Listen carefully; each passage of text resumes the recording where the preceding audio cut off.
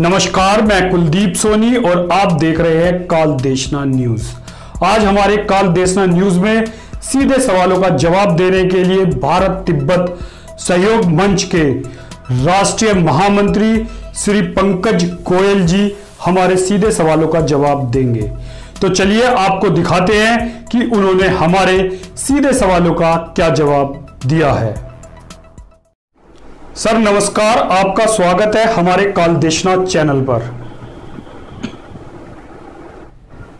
बहुत बहुत नमस्कार, आपका बहुत बहुत धन्यवाद, आपने मुझे अवसर दिया।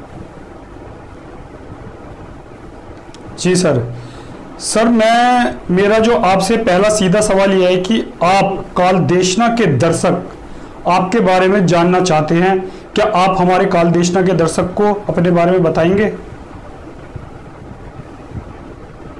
मैं मूल रूप से राष्ट्रीय स्वयंसेवक संघ का स्वयंसेवक हूँ और संघ वैचारिक रूप से, सैद्धांतिक रूप से और ये कहा जाए कि हर दृष्टि से व्यक्ति को मजबूत बनाने का प्रयास करता है कि वह देशभक्ति से ओतप्रोत हो और देश के हर विषय में वह आगे बढ़ चढ़ करके, चाहे वो सेवा के कार्य, धार्मिक क्षेत्र हो, चाहे मजदूरों की आवाज़ उठाने का काम हो, चाहे किसानों के हित की बात हो, विद्यार्थियों के क्षेत्र में हो, किसी भी क्षेत्र में हो, तो अपने स्वयंसेवकों को अलग अलग क्षेत्रों में भेजकर वह उनके उस कार्य को आगे बढ़ाने का कार्य करता है। और मैं भी, जैसा मैंने बताया, मूल रूप से संघ का स्वयंसेवक हूँ, संघ का प्रचारक रहा और आज भारत तिब्बत सहयोग मंच में राष्ट्रीय महामंत्री के नाते से इस जिम्मेदारी का निर्वहन कर रहा हूँ। सर मेरा अगला आपसे सीधा सवाल यह है कि भारत तिब्बत सहयोग मंच की स्थापना कब और क्यों करनी पड़ी? ऐसा है, कोई भी संगठन जी बिना उद्देश्य से नहीं बना करते। किसी भी संगठन को बनाने के पीछे बहुत बड़ा कारण होता है और भारत तिब्बत सहयोग मंच तो ये कहा जाए कि सकारात्मक सोच और उद्देश्यपरक संगठन है कि जिस प्रकार चीन की विस्तारवाद की नीति लगातार बढ़ रही थी और जिस प्रकार उसने भारत को एक व्यापारिक मंडी के रूप में इस्तेमाल करना शुरू किया, तो राष्ट्रीय स्वयंसेवक संघ के वरिष्ठ अधिकारियों को लगा कि तिब्बत आज़ाद होना चाहिए, कैलाश मानसरोवर मुक्त होना चाहिए, भारत की सीमाएं सुरक्षित हों। इसके लिए एक ऐसे संगठन की आवश्यकता जो पूरे देश में इस रूप में जनजागरण करे और लोगों को जगाने का काम करे। तब राष्ट्रीय स्वयंसेवक संघ के वरिष्ठ प्रचारक माननीय इंद्रेश जी ने 5 मई 1999 को हिमाचल प्रदेश के धर्मशाला में भारत तिब्बत सहयोग मंच की स्थापना की और उस समय राष्ट्रीय स्वयंसेवक संघ के पूजनीय सरसंघ चालक प्रोफेसर राजेंद्र सिंह रज्जू भैया जी और उस समय संघ के वरिष्ठ अधिकारी, बाद में सरसंघ चालक रहे, ऐसे केसी सुदर्शन जी और तिब्बती धर्म गुरु परम पावन दलाई लामा जी के आशीर्वाद से भारत और तिब्बतियों को लेकर इस भारत तिब्बत सहयोग मंच की स्थापना हुई। जी सर, अब मेरा अगला आपसे सीधा सवाल यह है कि तिब्बत के चीन के कब्जे में जाने से भारत को क्या नुकसान है? देखिए, अगर हम नुकसान की बात करें, इतिहास में कोई भी सीमाएं चीन के साथ भारत में नहीं लगा करती थी जी। और भारत की जो सबसे लंबी सीमा है वह तिब्बत के साथ लगा करती थी और जब तक तिब्बत आजाद था उस समय तक भारत की सीमाएं बिल्कुल सुरक्षित थी। तिब्बत के चीन के कब्जे में आने के बाद से भारत की सीमाएं असुरक्षित हैं। आज हजारों करोड़ों रुपया केवल सीमा पर सुरक्षा के नाम पर व्यय हो रहा है इसी प्रकार अगर वह सीमाएं सुरक्षित होती, तिब्बत आज़ाद होता, तो जो आज हजारों करोड़ों रुपया केवल सुरक्षा के नाम पर व्यय हो रहा है, वह भारत के विकास पर आर्थिक रूप से अन्य क्षेत्रों में काम आता, चाहे वो स्वास्थ्य के क्षेत्र में हो, चाहे शिक्षा के क्षेत्र में हो, या अन्य किसी भी क्षेत्र में भारत और भारत के लोगों के काम आता। इसी प्रकार तिब्बत आजाद होता, अपने आराध्य देव भगवान शंकर का निवास स्थान कैलाश मानसरोवर, जो अभी चीन के कब्जे में है, 1949-50 से पूर्व जब तिब्बत आजाद था, उस समय तक भारत के लोग बिना पासपोर्ट वीजा के कभी भी दर्शन के लिए आ जाया करते थे। आज स्थिति इतनी विकट है कि हम दर्शन के लिए जाते हैं तो संख्या भी सीमित होती है, और किधर से जाना है, किस रास्ते से जाना है, और वीजा लेना है, चीन की अनुमति लेनी है, ये सारे धंधे चीन की तरफ से हो रहे हैं। और वहां जाने के बाद भी मानसरोवर का जल लेकर हम पूजन अर्चन आचमन भी नहीं कर पाते। ऐसी अनेकों प्रकार की बाधाएं हैं। अगर तिब्बत आजाद होता तो ये सारी बाधाएं नहीं होती। जी सर, मेरा अगला सीधा सवाल यह है कि कैलाश मानसरोवर भारत की आस्था का मुख्य केंद्र है, फिर देश की सरकार इसके लिए क्या कर रही है, और भारत तिब्बत सहयोग मंच इसके लिए सरकार से क्या उम्मीद करता है? देखिए, जहां तक सरकार की बात की जाए, जी, पिछली पूर्ववर्ती सरकार की अगर मैं बात करूं तो ऐसे लंबे समय तक ऐसी सरकारों ने देश पर राज किया है जो कि चीन की विचारधारा से ग्रसित थी।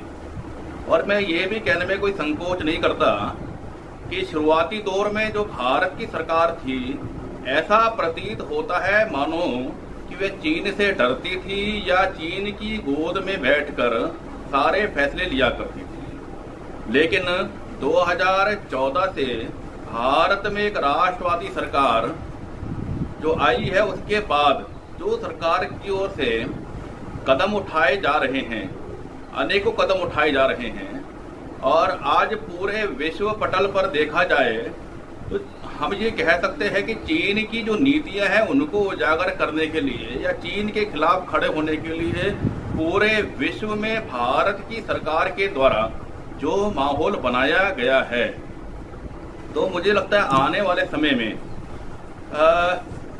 तिब्बत भी आजाद होगा, कैलाश मानसरोवर भी मुक्त होगा, और हमें कोई बहुत ज्यादा सरकार को नसीहत देने की आवश्यकता नहीं है, कोई सुझाव देने की आवश्यकता नहीं है, क्योंकि राष्ट्रवादी सरकार यह खुद ही अपने धार्मिक स्थानों के लिए या जो अपने ऐतिहासिक स्थल है उनको खुद ही मुक्त कराने का प्रयत्न कर रही है। जैसा कि हम इसको इस मायने में भी देख सकते हैं कि अयोध्या में भगवान श्री राम मंदिर का भव्य रूप से निर्माण कार्य प्रारंभ हो गया। देश में धारा 370 एक कलंक धारा थी, उसको हटाकर कश्मीर और कश्मीरियत आज खुशहाल है। ऐसे तमाम विषयों को लेकर के देश की सरकार संजीदा है, और मुझे लगता है कि आने वाले समय में भारत की सरकार को हमें कुछ ज्यादा कहने की आवश्यकता नहीं, सरकार खुद ही इस विषय पर सजग है। जी सर, मेरा अगला सीधा सवाल आपसे यह है कि अगर सरकार कैलाश मानसरोवर को चीन से मुक्त कराने के लिए जल्दी कोई कदम नहीं उठाती, तो क्या भारत तिब्बत सहयोग मंच सरकार पर दबाव के लिए कोई जन आंदोलन करेगा? ऐसा है, सरकार कदम ना उठाए ये तो ऐसा प्रतीत होता ही नहीं। जी। और सरकार ने पिछले कुछ समय में आप ध्यान भी करें कि मुझे लगता है कि जिस प्रकार 2014 के बाद से इस देश में जो माहौल बनना शुरू हुआ है, और भारत की सरकार ने अपनी सेना के माध्यम से हमारे सैनिकों ने वीरता का जो परिचय दिया है, साहस का परिचय दिया है, आत्मबल का परिचय दिया है, और सरकार ने मजबूत इच्छा शक्ति का परिचय दिया है, एक सशक्त नेतृत्वता का परिचय दिया है, चाहे वो गलवान घाटी हो, चाहे वह डोकलाम हो। और देश की सरकार ने भारत की जनता का भी मन देखा। भारत की जनता ने भी जब चाइनीज ऐप का विरोध करना शुरू किया और भारत की सरकार ने पिछले वर्ष ऐसी सैकड़ों चाइनीज ऐप पर प्रतिबंध लगाया और 2014 के बाद चाहे वाणिज्य मंत्री उस समय निर्मला सीतारमण थी, उन्होंने भी ऐसे 1000 कुछ चाइनीज प्रोडक्ट के ऊपर प्रतिबंध लगाया। सर अगला सवाल है और जो कि हमारे दर्शकों के लिए बहुत महत्वपूर्ण सवाल है, वो सवाल ये है कि सर ऐसा लोगों में चर्चा है कि राष्ट्रीय स्वयंसेवक संघ के पंचम सरसंचालक जी ने एक बार कहा था कि तिब्बत हमारा मित्र नहीं भाई है और जब भाई संकट में हो तो हम चैन की नींद कैसे सो सकते हैं। क्या ऐसा कहा गया था? और आप बाल्यकाल से संघ से जुड़े हैं और वर्तमान में सरकार भी संघ विचार की सरकार है, फिर भी आप इस विषय को गंभीरता से क्यों नहीं लिया गया? ऐसा है, राष्ट्रीय स्वयंसेवक संघ प्रारंभ से ही देश की सरकार को भी और जनता को जी सचेत करने के लिए भी समय समय पर ध्यान आकर्षित करता रहा है। संघ के द्वितीय सरसंघ चालक परम पूज्य श्री गुरुजी ने भी उन्होंने भी कहा था, भारत और तिब्बत के संबंध आध्यात्मिक संबंध हैं। उसी को आगे बढ़ाते हुए पांचवें सरसंघ चालक परम पूज्य सुदर्शन जी ने भी यह बात कही कि भारत और तिब्बत एक छोटे और बड़े भाई के समान है। तिब्बत हमारा छोटा भाई है और यह हमारी नैतिक जिम्मेदारी बनती है, जब छोटा भाई संकट में हो उसे संकट से बाहर निकाला जाए। देश में जो जितनी भी पूर्ववर्ती सरकारें रही हैं जी, लगभग सभी का रवैया एक जैसा ही रहा और आज हमें इस बात का एहसास भी है कि जो वर्तमान सरकार है, आदरणीय नरेंद्र मोदी जी के नेतृत्व वाली जो सरकार है, हमें ऐसी आशा और पूर्ण अपेक्षा है कि यह सरकार कोई ना कोई इस संकट से बाहर निकालने का प्रयत्न जरूर करेंगे। और आपने जो एक संघ के स्वयंसेवक वाली बात कही, मैं तो संघ का स्वयंसेवक हूं ही, साथ ही देश के प्रधानमंत्री भी राष्ट्रीय स्वयंसेवक संघ के स्वयंसेवक हैं और वह जानते हैं कि संघ की क्या नीति है, तो वह भी उन सारी नीतियों को बहुत अच्छे से जानते हैं और उन नीतियों को जो देश हित में है उन्हें पूरा करने का वह भरसक प्रयत्न कर रहे हैं। हमने राम मंदिर के मुद्दे पर देखा ही है कि आज राम जन्मभूमि, राम मंदिर भव्य निर्माण वहां पर कार्य चल रहा है। धारा 370 जो कि देश पर एक कलंक के रूप में थी, हमें कभी ऐसा विचार करते थे, सोचते थे, लेकिन कभी लगा नहीं कि धारा 370 ये कब हटेगी, लेकिन धारा 370 भी हटी। ऐसे तमाम मुद्दे, तमाम विषय थे जिनको इस देश की सरकार ने लागू किया है और हमें इस बात पर भी पूरा विश्वास है कि आने वाले समय में हम कैलाश मानसरोवर को और तिब्बत को इन्हीं आंखों से आजाद होते हुए देखेंगे। सर अब मेरा अगला आपसे सीधा सवाल यह है कि आप वर्तमान सरकार से हमारे चैनल काल देशना के माध्यम से कोई मांग करना चाहेंगे? मुझे लगता है कि भारत सरकार को और तिब्बतियों की भी ऐसी आशा और अपेक्षा है कि अगर तिब्बत को कोई आजाद करा सकता है तो उसके लिए भारत की सरकार को अपने कदम आगे बढ़ाने होंगे। और हम भी यही मानते हैं कि तिब्बत पूर्ण रूप से आजाद होना चाहिए और इसके लिए भारत की सरकार को नेतृत्व करना चाहिए। भारत की सरकार आगे आए और तिब्बतियों की आवाज को उठाते हुए यूएन में प्रस्ताव लेकर के आना चाहिए कि तिब्बत आजाद हो। आज भारत 1962 का भारत नहीं है। आज भारत एक मजबूत और सशक्त नेतृत्व वाला भारत है।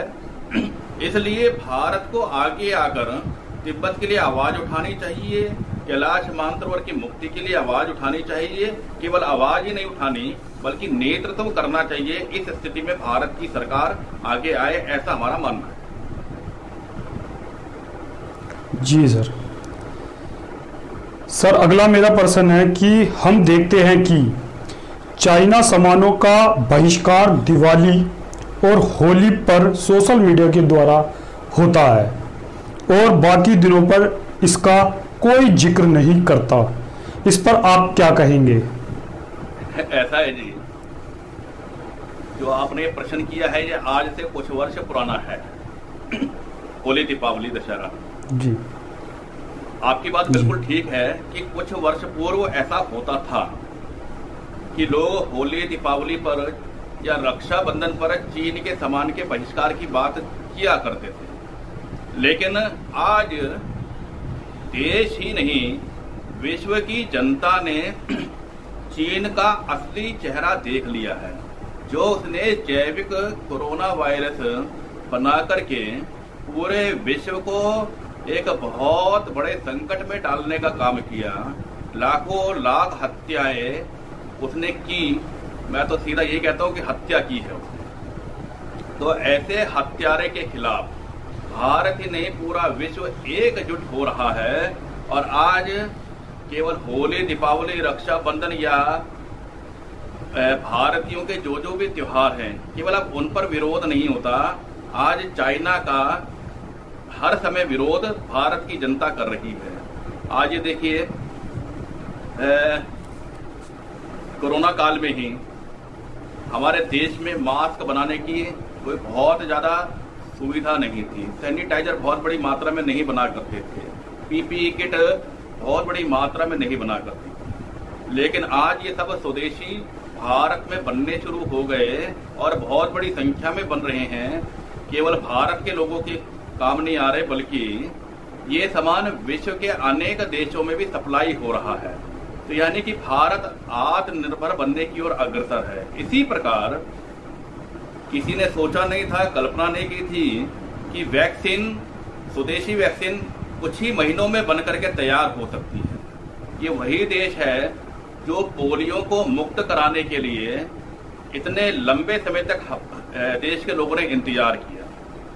तो आज भारत में वैक्सीन इतने कम समय में स्वदेशी वैक्सीन बनकर के तैयार है और विश्व रिकॉर्ड बनाया है कि पूरे विश्व में सबसे अधिक वैक्सीन लगाने वाला देश भारत है। इसी प्रकार आज परमाणु प्रक्षेपास्त्र भारत में स्वदेशी बन रहे हैं। इसी प्रकार लड़ाकू विमान भारत में स्वदेशी बन रहे हैं और केवल बन नहीं रहे बल्कि विदेशों में सप्लाई भी हो रहे हैं। आज वो भारत नहीं है, आज एक मजबूत भारत है और आत्मनिर्भर बनने की ओर अग्रसर है। तो इसलिए भारत की जनता भी अब जाग गई है। केवल चीनी सामान का बहिष्कार दीपावली, दशहरे पर, रक्षाबंधन पर नहीं करती, बल्कि 12 महीने 24 घंटे करती है। जी सर। सर, हमारे काल देशना न्यूज चैनल के माध्यम से देश की जनता को क्या संदेश देना चाहेंगे? मैं भारत की जनता को ये निवेदन करता हूं, आग्रह करता हूं,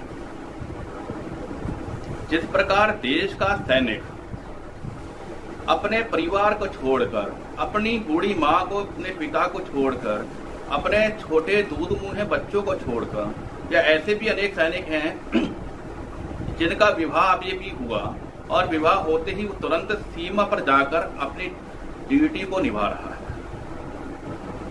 जब पूरे देश में हम सभी अपने अपने तीज त्योहार परिवार के साथ, रिश्तेदार, नातेदार, मोहल्ला पड़ोसियों के साथ मनाते हैं, तो वह सैनिक -डिग्री टेम्परेचर में हमारे देश की रक्षा करता है, हमारी रक्षा सुरक्षा करता है, ताकि हम अपने परिवार के साथ खुशहाल रहें और आनंद के साथ तीज त्योहार मनाते रहें। तो ऐसे वीर सैनिकों को नमन करते हुए देश की जनता को मैं यही कहता हूं कि सैनिक अपना फर्ज सीमा पर -डिग्री टेम्परेचर में निभा रहा है। तो हमारी भी जिम्मेदारी बनती है कि हम भी एक छोटा सा काम जरूर करें कि भारत को आर्थिक रूप से मजबूत बनाएं। उसके लिए स्वदेशी सामानों का प्रयोग करें, चीनी सामान का बहिष्कार करें, अपने गली मोहल्ले की दुकानों से अधिक सामान खरीदें। ये भी हमारा एक गिलहरी के भांति एक योगदान होगा देश की आर्थिक व्यवस्था में, आत्मनिर्भर भारत में और चीन के विरोध में। और मैं ये भी कहता हूँ कि जिस दिन चीन आर्थिक रूप से कमजोर होगा उस दिन तिब्बत भी आजाद होगा और कैलाश मानसरोवर भी मुक्त होगा। साथ ही हमारे भारत की जो सीमाएं हैं वह भी सुरक्षित होंगी, खुशहाल होंगी, ऐसा हमारा मानना है। जी सर, आप हमारे चैनल पे आए, आपने हमारे सीधे सवालों का जवाब दिया, आपका बहुत बहुत धन्यवाद सर। बहुत बहुत धन्यवाद, बहुत बहुत आभार। और सभी दर्शकों को भी मैं दिल की गहराइयों से नमन करता हूँ, नमस्कार करता हूँ, उन सभी का अभिवादन। बहुत बहुत नमस्कार। आप देख रहे थे काल देशना में सीधे सवाल। सीधे सवाल में हमारे मेहमान भारत तिब्बत सहयोग मंच के राष्ट्रीय महामंत्री पंकज गोयल जी ने हमारे सीधे सवालों का बेखूबी जवाब दिया। आपको हमारी ये वीडियो कैसी लगी? अगर वीडियो पसंद आई हो तो इस वीडियो को लाइक जरूर कर दें और इस वीडियो को ज्यादा से ज्यादा लोगों को शेयर करें। अगर आप हमारे चैनल पे नए हैं तो हमारे चैनल को सब्सक्राइब कर लीजिए। अगली वीडियो में नई शख्सियत के साथ मैं कुलदीप सोनी आपके सामने फिर हाजिर होंगे। तब तक के लिए धन्यवाद।